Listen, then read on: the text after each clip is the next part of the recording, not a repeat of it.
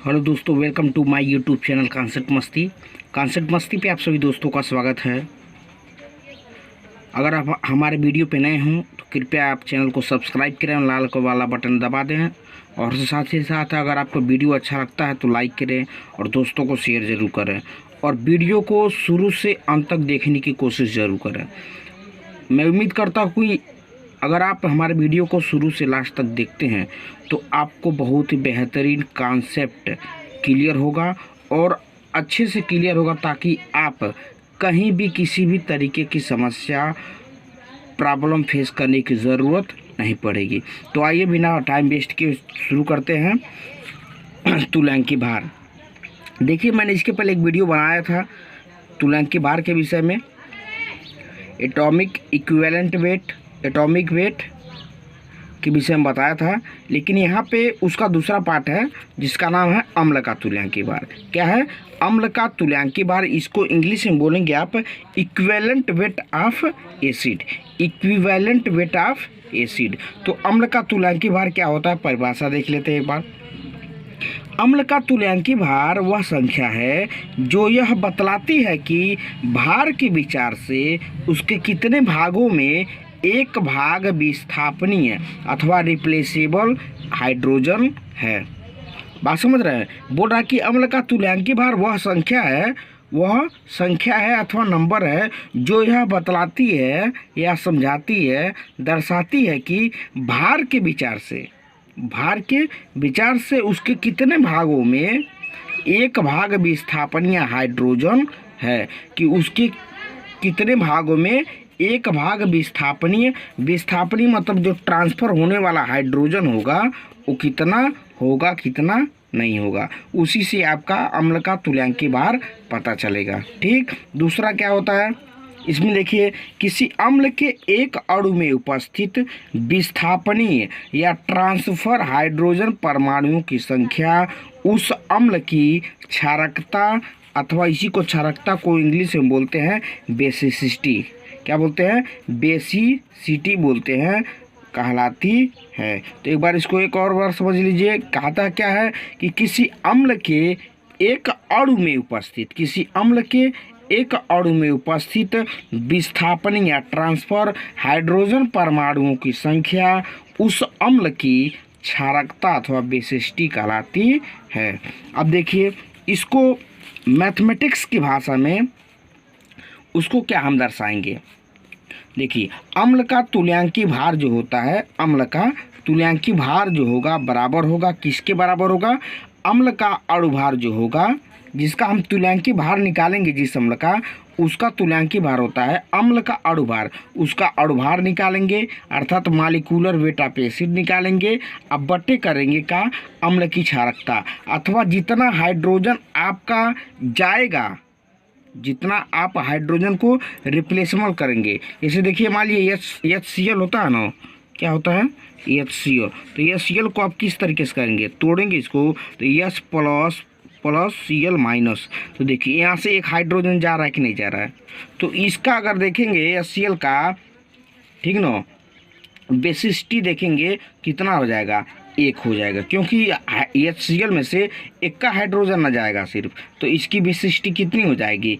एक हो जाएगी। कितनी हो जाएगी? एक हो जाएगी। तो वही यहाँ पे बता रहा है कि किसी अम्ल के एक अणु में उपस्थित विस्थापनीय या ट्रांसफर या कितना जाएगा, हाइड्रोजन परमाणु कितना जाएगा की संख्या जो होती है उस अम्ल की क्षारकता अथवा बेसिसिटी कहलाती है। तो अम्ल का तुल्यांकी भार जो होगा, अम्ल का अणुभार molecular weight of acid divided by अम्ल के क्षारकता, और क्षारकता क्या बोलते हैं? बेसिसिटी बोलते हैं। ठीक। उसी तरीके से देखिए, एग्जाम्पल के रूप में HCl का तुल्यांकी भार बराबर HCl का अणुभार। क्या होगा? अणुभार। उसके अणुओं की भार कितनी होगी? HCl के अणुओं की भार कितनी होगी? डिवाइडेड बटे HCl की क्षारकता अथवा basicity of HCl hydrogen chloride. तो देख लीजिए क्या हो जाएगा। हाइड्रोजन का जो अणुभार होता है एक होता है, और Cl क्लोरीन है, क्लोरीन का आप जन्म करते हैं कितना होता है? 35.5 होता है। अब बटे इसका HCl का मैंने आपको दिखाया यहाँ पे, इसका बेसिसिटी कितना हो जाएगा? एक ही हाइड्रोजन जाएगा निकलेगा, इसलिए इसकी विशिष्टि कितनी हो जाएगी, 1 हो जाएगी। तो बराबर कर देंगे 36.5 हो जाएगा। ठीक उसी प्रकार से एक और देख लीजिए, H2SO4 इसको बोलते हैं सल्फ्यूरिक एसिड। ये सल्फ्यूरिक एसिड का आपका फार्मूला क्या है, H2SO4 बराबर हो जाएगा H2 2 गुणे 1। हाइड्रोजन का अणुभार कितना होता है, 1 होता है, तो 1 लिख देंगे। तो 2 है हाइड्रोजन, तो 2 गुणे 1 हो जाएगा। प्लस है, प्लस लिखेंगे यहाँ पे। इसके एक एलिमेंट लिखने के बाद से आपको प्लस लिखना होता है, क्योंकि जितने अणुओं की संख्या होगी सभी का अलग अलग एलिमेंटों के अणुभारों के योग के बराबर होगा। तो प्लस हो जाए। सल्फर का जन्म करते हैं, परमाणु क्रमांक कितना होता है, 16 होता है। उसका दोगुना क्या हो जाएगा, 32, वही अणुभार कहलाता है, तो 32 हो जाएगा। प्लस ऑक्सीजन का जन्म करते हैं, परमाणु क्रमांक 8 होता है, लेकिन उसका क्या हो जाएगा, दोगुना क्या होता है, 32 होता है। तो 8 दूनी 16, 16 हो जाएगा। तो 16 गुणे कितना है, 4 गो है ना, तो 4 है। एक ऑक्सीजन का अणुभार कितना होता है, 16 होता है। तो 4 गुणे 16 कर देंगे बटे 2। 2 किस लिए, क्योंकि इसकी जो H2SO4 की जो विशिष्टि होगी, क्षारकता कितनी होगी, 2 होगी। कैसे 2 होगी, देखिए हाइड्रोजन मतलब SO4 से 2 हाइड्रोजन क्या हो सकता है, विस्थापित हो सकता है। तो जितना हाइड्रोजन विस्थापित होगा ना, उतना ही आपको क्या लिखना पड़ेगा, यहाँ पे लिखने पड़ेगा। तो 2 ही वो क्या होगा आपका 2 ही विस्थापित होगा हाइड्रोजन, तो 2 ही होगा, तो इसलिए यहाँ पे आपको 2 लिखना पड़ेगा। अब इसको जोड़ दीजिए, 2 एकम में 2 प्लस 32 और प्लस 16 चौके 64। जब आप जोड़ेंगे तो 98 होगा। अब बटे कितना आपका 2 है, 2 कर देंगे, 98 बटे 2 करेंगे तो आपका 49 आ जाएगा। अर्थात H2SO4 का जो तुल्यांकी भार होगा वो कितना होगा आपका, 49 होगा। कितना होगा, 49 होगा। ठीक, आगे देखिए इसी तरीके से। तो यहाँ पे कुछ अम्लों का तुल्यांकी भार दिया गया है, कुछ अम्लों का तुल्यांकी भार दिया गया है। देखिए अम्ल है आपका यहाँ पे, ठीक, जो अम्ल आपको होगा, ठीक, उसके बाद से इसकी क्षारकता कितनी होगी अथवा बेसिस्टी कितनी होगी। क्षारकता मतलब कितना हाइड्रोजन ये त्याग सकता है, कितना विस्थापन कर सकता है, उसकी संख्या नंबर कितनी होगी। ठीक, उसके बाद से अणुभार, अणुभार कितना होगा, उसके बाद से तुल्यांकी भार। तो तुल्यांकी भार का परिभाषा आप जानबे करते हैं क्या होता है, तुल्यांकी भार बराबर होता है अणुभार बटे क्षारकता, अणुभार बटे क्षारकता होता है। तो देखिए HCl है, HCl का क्षारकता आप जानबे करते, एक हाइड्रोजन त्यागेगा, इसलिए क्षारकता इसका कितना हो जाएगा, 1 हो जाएगा। अणुभार इसका जानबे करते हैं, HCl का हाइड्रोजन का 1 होता है, क्लोरीन का 35.5 होता है, तो 36.5 हो जाएगा। ठीक, तो तुल्यांकी भार बराबर क्या होता है, अणुभार बटे क्षारकता। तो अणुभार आपका 36.5 है और क्षारकता कितना 1 है, तो 36.5 बटे 1 करेंगे तो आपका कितना आ जाएगा, 36.5 हो जाएगा। दूसरा देखिए क्या है, HNO3 नाइट्रिक अम्ल। नाइट्रिक अम्ल का क्या होता है, हाइड्रोजन एक ही विस्थापित हो जाएगा, इसलिए इसकी क्षारकता कितनी होगी, 1 होगी।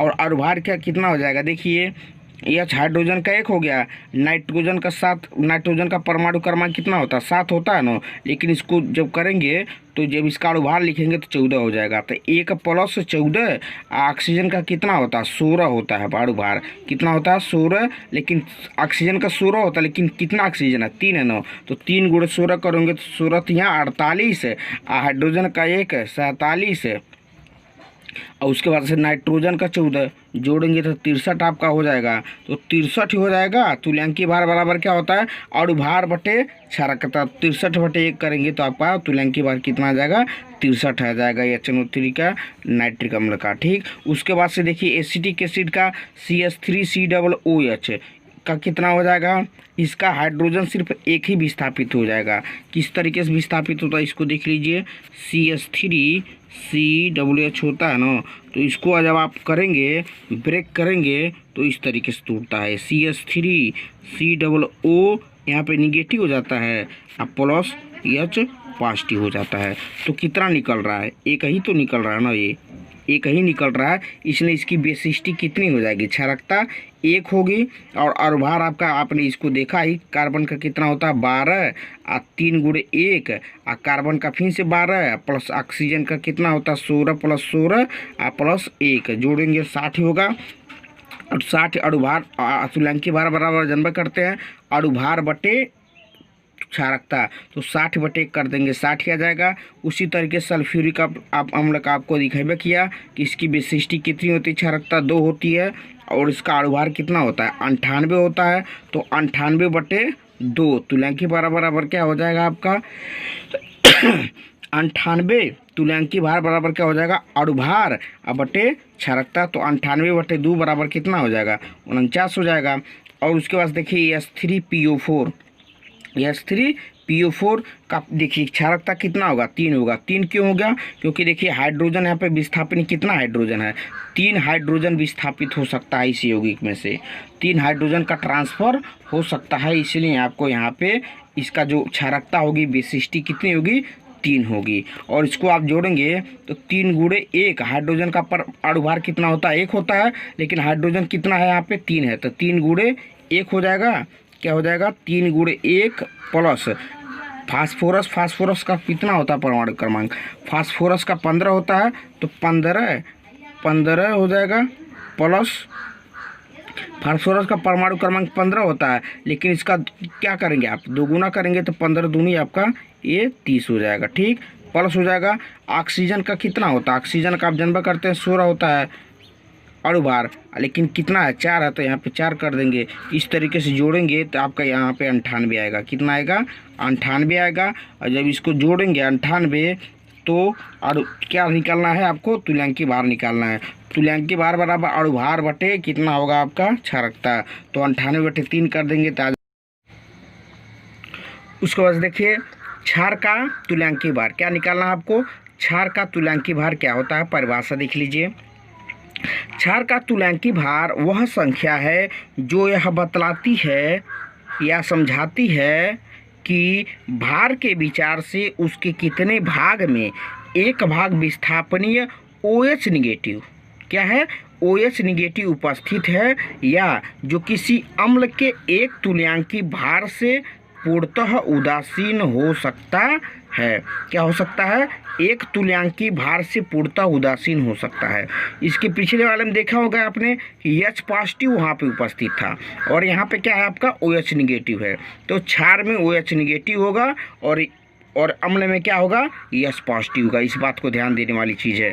तो एक बार और देख ले क्षार का तुल्यांकी भार क्या होगा, क्षार का तुल्यांकी भार वह संख्या है, वह नंबर है जो यह बतलाती है कि भार के विचार के उसके कितने भाग में एक भाग विस्थापनीय OH निगेटिव उपस्थित है, अथवा इसको क्या बोल सकते हैं जो किसी अम्ल के एक तुल्यांकी भार से पूर्णतः उदासीन हो सकता है। क्या हो सकता है, उदासीन हो सकता है, ठीक। अब देखिए क्षार का तुल्यांकी भार क्या होगा, तो क्षार का तुल्यांकी भार होता है क्षार का अणुभार यानी मॉलिक्यूलर वेट ऑफ क्षार, ठीक, बेस बटे क्षार का अम्लता, अम्लता क्या होती है एसिडिटी होती है, यही जितना OH निगेटिव आपका जाएगा, ठीक ना, जितना OH निगेटिव आपका उपस्थित रहेगा उतना ही क्या कहलाएगी उसकी एसिडिटी कहलाएगी, क्षार की अम्लता कहलाएगी, क्या कहलाएगी क्षार की अम्लता। तो एक बार देख लीजिए क्षार का तुल्यांकी भार जो होता है क्षार का अणुभार यानी कि मॉलिक्यूलर वेट ऑफ